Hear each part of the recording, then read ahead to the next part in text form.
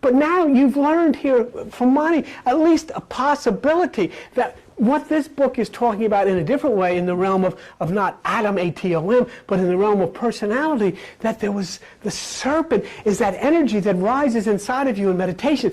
That's the serpent that spoke to this thing called Eve and said, you've got to eat this thing. You've got to understand. You've got to realize what you're getting involved in.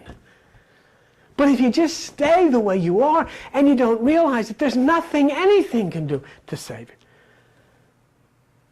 And that is the most beautiful part of the story, because it's not something that happened in some primeval garden. It happens inside of every human being today. It is the serpent inside of you that speaks. It is the serpent, that energy that rises like helicon, the helix, the double helix of DNA that rises up the spine to impact the pineal gland. And it's saying to you, you've got to go up the tree, which is your body, and take of the tree of knowledge of good and evil, which is your mind. You've got to do that, because once you then are able to understand these things, then you will be expelled from the garden. Do you know why you're sitting here? You're sitting here because you were expelled from the garden by the God of darkness. You're sitting here because you're no longer welcome by me. Why are you no longer welcome? Because you think. And you're not allowed to think. And that's this whole story. And I really find much credibility. And when I've always wondered, when I've ever read the Bible, you know, and I'm trying to say this is God, and all of the preachers and teachers would tell me you've got to love God, you've got to have faith. But the whole book I read about, if he wasn't killing kids and women, he's killing animals. He couldn't get enough of having blood sacrifices. He couldn't have enough animals in there to, you know, bleeding all over the place. What the heck is this guy? And then the point where, don't come near my mountain. Anybody that touches my mountain is going to die. This is your heavenly Father. I don't want to, you know, what is this guy? But now, could this possibly be? And could this possibly indeed be? Well, this was written, and you can look his name, it was written by a Persian prophet many, many years ago, who reaches this conclusion of what our life is and what our chances are. And you know yourself, everything that you try and everything that you've attempted to fight against, how do you overcome it? Because as soon as you succeed in putting down one thing that's come against you, there's another one. As soon as you climb one mountain, you get to the top of the mountain, you've overcome, and then what do you look and you see what's ahead of you? Another mountain. And that's all they are, one mountain range after the... And so what this Persian prophet of long ago said, you've got to be exactly the same as the true God. You've got to be passive. You've got to be meditative. You've got to be still. You've got to be quiet. You've got to stay within, because there is nothing else that you can do, because you can't win. You can't possibly fight it. You've got to eat from the tree of life. And many of you, as myself, have for years stood around, and I've listened to these bizarre experiences that people said they've had and what we should do, and found it doesn't work.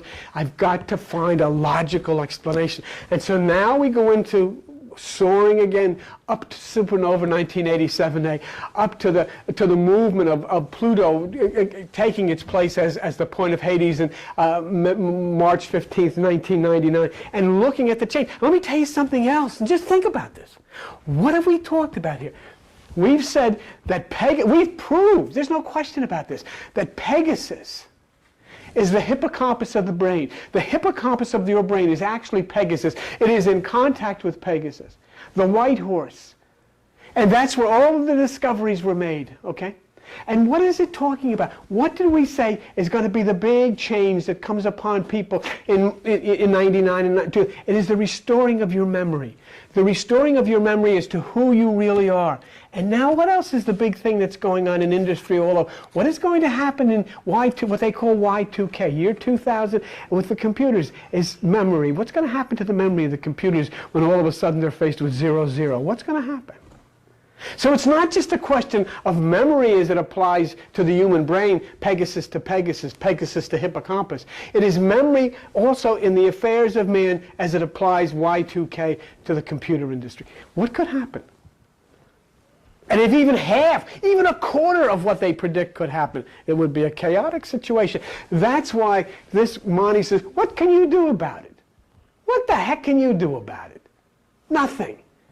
Go off. What are you going to go to Montana and build a house under the mountain? You can't. So what do you have to do? You have to do what the only possible thing that you can do, and that is find this place inside of yourself, look inside of yourself, collapse the wave function to a particle, take your instructions from above and carry them out. That's what you have to do. Because otherwise you're just a person sitting on the planet Earth waiting for the whole thing to fall apart. And it will. And so I thought it was very interesting to consider Y2K, which is the memory of the computer industry in the year 2000 and the collapse there. And then in the year 2000, when the light comes down from supernova 1987A and impacting through the pineal gland of the brain, and Pegasus, the white horse, which is the hippocampus of your brain, the restoration of your memory. The restoration of your memory will coincide with the collapse of the computer memory.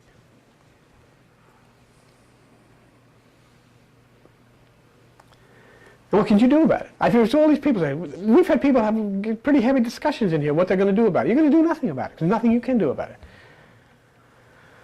You're just a grain of sand on the beach. But Mani told you 1,000 years ago what you have to do about it. Get inside of yourself, get together with the gentle one, the passive one, and flow above all of this. Welcome again.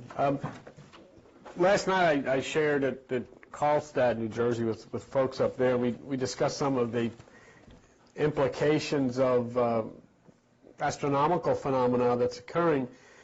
And everything is kind of in a quiet mode right now. There hasn't been a whole lot new and exciting discoveries on planets. They're pretty well stuck right where we were with those 9.